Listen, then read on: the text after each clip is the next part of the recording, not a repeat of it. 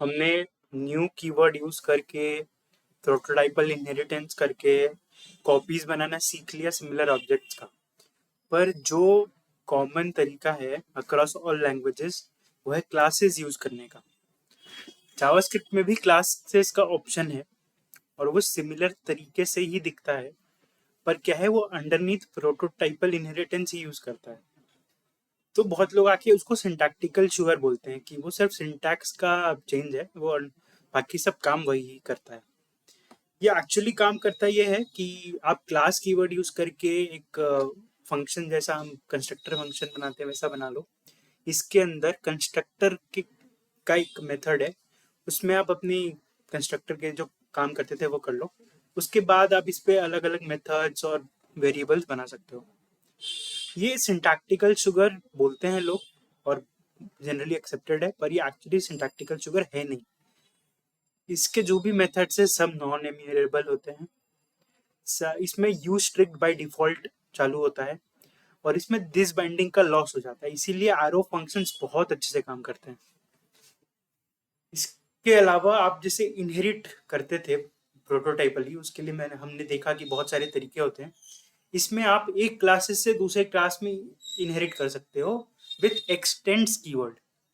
तो जैसे इनहेरिटेंस काम करता था प्रोटोटाइपल में, वैसे ही एक्सटेंड्स काम करता है क्लासेस के लिए। और इसमें भी अंडरनीथ जैसे हमने बोला प्रोटोटाइप्स ही यूज होते हैं, पर एक स्टार्क डिफरेंस आ जाता है। अगर आप किसी क्लास से इनहेरिट कर रहे हो, उसमें आप अपना नॉर्मल कंस्ट्रक्टर लगाओगे तो वो एरर हो जाएगा, क्योंकि कंस्ट्रक्टर का काम डेलीगेट किया होता है यहाँ पे पेरेंट क्लास को। इन द सेंस कि जब आप कंस्ट्रक्टर कॉल करते हो तब वो काम कैसे करता है कि वो एक दिस की बाइंडिंग बनाता है आपके लिए, ठीक है। एक दिस ऑब्जेक्ट बनाएगा, आपके ऑपरेशंस करेगा और उस दिस को रिटर्न कर देगा। पर अगर आपका क्लास इनहेरिट कर रहा है कहीं से, तो वो अज्यूम्ड होता है कि ये सब काम जो है ये पेरेंट पे छोड़ा हुआ है, ताकि डबल ट्रिपल दिस ना बने चेन में, वो एक ही कंटिन्यू हो। इसके लिए हम क्या करते हैं, सुपर करके एक स्पेशल कीवर्ड है, सुपर मेथड हम कॉल करते हैं। सुपर अपने पेरेंट को रेफर करता है, किसी भी आप चाइल्ड में हो किसी भी क्लास में हो उसका पेरेंट क्लास को रेफर करेगा सुपर। तो सुपर अगर आप कॉल करोगे तो वो काम हो जाएगा, तो आपको इस कंस्ट्रक्टर के अंदर आपको ये सुपर कॉल करना पड़ेगा, जो भी आप आर्ग्यूमेंट्स, जो भी इसका पेरेंट आर्ग्यूमेंट्स लेता है उसके साथ, तब वो आपका दिस बाइंडिंग बनेगी। इसके बाद आप सुपर कॉल करने के बाद नया कोड लिखो। अगर आप सुपर कॉल करने के पहले भी नया कोड लिखोगे तो भी वो फेल हो जाएगा। तो इस तरह से ये डिराइव्ड क्लासेस काम करती हैं। अभी मेथड्स भी आप ओवरराइड कर सकते हो। तो जैसे कि मान लो आपके पास एक स्टॉप मेथड था पहले, पर आपको उस मेथड को यूज करते हुए एक नया उसमें और कुछ चेंजेस करने हैं, कुछ नया लॉजिक डालना है वगैरह। उसके लिए आप क्या कर सकते हो, सुपर यूज करके आप अपना ओरिजिनल पेरेंट का मेथड कॉल कर सकते हो, ठीक है। उसके बाद फिर आप, जैसे हमने देखा, आप उसके बाद अपने जो भी अलग स्टेप्स यूज करने आप कर सकते हो। एरो फंक्शन में नहीं काम करता सुपर। और सबसे मजे की बात है ना, मेथड्स और फंक्शन में लोग जनरली डिफरेंशिएट नहीं कर पाते हैं। जावास्क्रिप्ट में वाइडली यही एक्सेप्टेड है कि मेथड और फंक्शन सेम चीज़ें होती हैं, पर इनमें डिफरेंस ये होता है कि मेथड जो होते हैं उनके अंदर आप सुपर कॉल कर सकते हो, तो नॉर्मल फंक्शंस के अंदर अगर आप सुपर करोगे तो वो सही नहीं, वो एरर है। तो इस तरह से मेथड्स में सुपर कॉल होता है, नॉर्मल फंक्शंस और एरो फंक्शंस में सुपर कॉल नहीं होता। अब क्लासेस के अपने कुछ एडिशनल चीज़ें हैं, जैसे स्टैटिक प्रॉपर्टीज। जैसे आपने देखा होगा बहुत बारी अरे डॉट सॉर्ट या अरे डॉट इज अरे। तो ये सब देख रहे हो आप, ये सीधा सीधा अरे कंस्ट्रक्टर पे फंक्शंस है, ये कोई इंस्टेंस पे फंक्शंस नहीं है।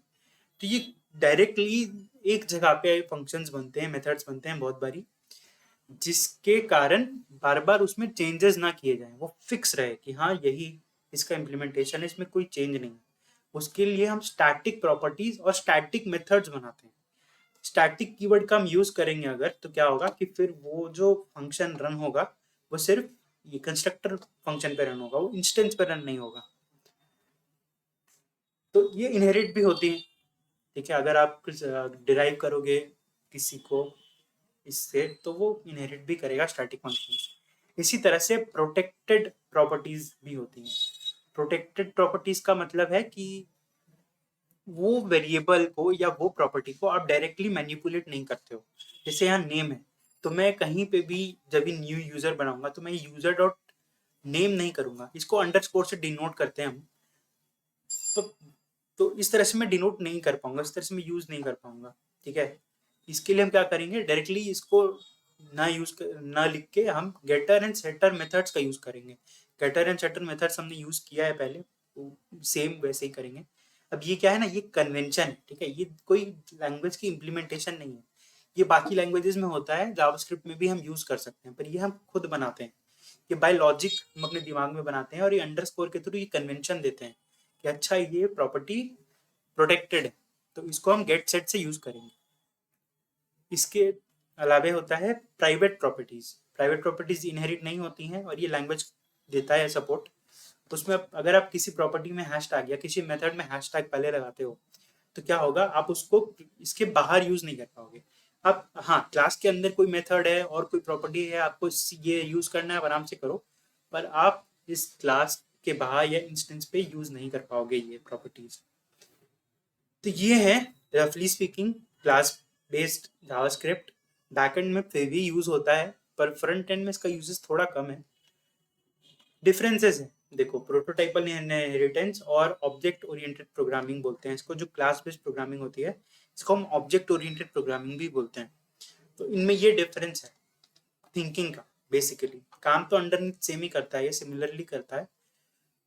जब प्रोटोटाइपल बनाते हो ना, तो आप कुछ तो रिस्पॉन्सिबिलिटीज डेलीगेट कर देते हो कि अच्छा ये फंक्शन का इम्प्लीमेंटेशन मैंने पहले किया था, अब मैं उसका ही रेफरेंस दे दूंगा नए वाले फंक्शन को। पर आप जब ऑब्जेक्ट ओरिएंटेड करते हो ना, तब आप कॉपीज शेयर करते हो। जो भी आप एक नया इंस्टेंस बनाओगे तो आपको जितने उसके चेन में मेथड्स प्रॉपर्टीज हैं, आप एक एक कॉपी सबको बांट दोगे। आप एक नया इंस्टेंस क्रिएट करोगे ताकि उसमें वो सेल्फ सफिशिएंट रहे, उसको किसी पे जाके रेफर ना करना पड़े। तो ये ऑब्जेक्ट ओरिएंटेड प्रोग्रामिंग होता है।